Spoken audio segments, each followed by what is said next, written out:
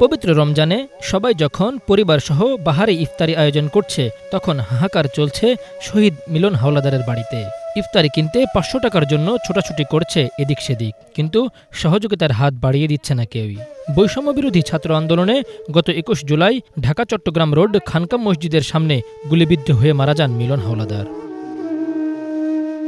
স্বামীর কথা মনে পড়লে এভাবেই অঝরে ঝরছে অশ্রু। পরিবারের একমাত্র উপার্জনকারীকে হারিয়ে দিশেহারা সবাই। ছোট্ট শিশু শুধু কেঁদে কেঁদে বলে, আমার বাবা শহীদ হয়েছে। অবুঝ শিশু ও প্রতিবন্ধী বাবার বুকফাটা আর্তনাদে জানান দেয় কতটা অসহায়ত্বের জীবনযাপন করছে তারা। আমার ঘরে এমন কথা, আমার ঘরে চাউলও নাই, এমন কষ্ট এবং চলতে পারছে। আমার এই পরনের একটা বেচি বানাম, সেই টাকাটাও নাই। পটুয়াখালী দুমকি উপজেলার আঙ্গারিয়া ইউনিয়নের ঝাট্টা গ্রামের হোসেন মিয়ার ছেলে মিলন বাস করতেন নারায়ণগঞ্জের সিদ্ধিরগঞ্জ এলাকায়। পরিবারের সবার মুখে দুবেলা দুমুঠো খাবার তুলে দিতে মাছের ব্যবসা করতেন। সন্তানদের জন্য তাজা মাছ নিয়ে ফিরতে চেয়েছিলেন বাড়িতে, কিন্তু তার আগেই বুলেট কেড়ে নেয় তার জীবন। প্রতিবন্ধী বাবা, অসুস্থ মা ও স্ত্রী সন্তানের সামনে এখন অনিশ্চিত ভবিষ্যৎ। আমার বাবার পর আমার চোখের পানি ধরাইল, আমি কাঁদতে কাঁদতে পড়ে থাকি।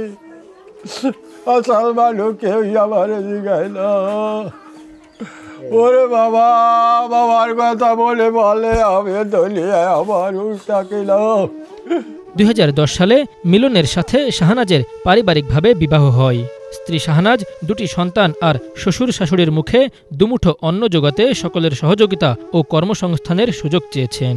এত যে আদর করছে, বাবার কথা তো মনেও থাকবো না। আর হয়তো কোনোদিন আমরা বলবো যে এমন আদর করছে তোমার। মানুষের বাবারা যে সময় আদর করে আমার অনেক কষ্ট লাগে, যে আমার এই মেয়েটা কোনোদিন বলতে পারবো না যে আমার বাবা এমন আসছিল, আমার এমন আদর করছে। দুটো সন্তান নিয়ে আমি অসহায়। আমার তো একটা সুখের সংসার আছিল, সাজানো গোছানো একটা সংসার। স্থানীয়রা নিজেদের সাধ্যমতো সহযোগিতা করছেন বলে জানিয়ে সমাজের বিত্তবানদেরও সহযোগিতার হাত বাড়িয়ে দেওয়ার আহ্বান জানিয়েছেন। কামাইদের যদি না থাকে, যদি দুনিয়াতে চলে যায়, সংসার কিভাবে চলে? অসুস্থর পরে ছেলেটাই সংসার টানছে, মাটাও অসুস্থ। আবার যে ওই যে ছেলে মেয়ে দুইটা যে কিভাবে ওরা মানুষ করবে, বউটা ওই অল্প বয়সে বিধুপ হয়ে গেছে। অন্তত একটা পরিবার, দুইটা বাচ্চা আছে, এই তার পরিবার আছে, তার বাবা প্রতিবন্ধী, মা আছে অসহায় অবস্থায়। এই তো সে কারণে তাদের যাতে একটু সুবিধা হয়, তারা যাতে একটু নিশ্চিন্তে থাকে। একটু মানুষ যদি নিশ্চিন্তে থাকে, তখন একটা মুসলমান হিসেবে তার দায়িত্বও পালন করতে পারে। নতুন বাংলাদেশের পথ চলায় জীবন উৎসর্গকারীদের দিকে নজর দিবে সরকার, এমনটাই প্রত্যাশা স্থানীয়দের। Bangla vision news desk.